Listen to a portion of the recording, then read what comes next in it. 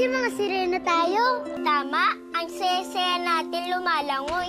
Tapos, hahawakan ko yung kamay mo. Pupunta tayo sa malalim. Tapos, lulunurin na kita doon. Sinolo BNN.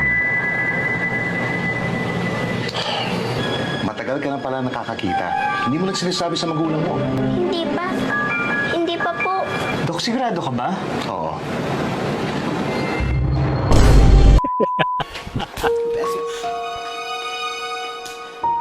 Liza,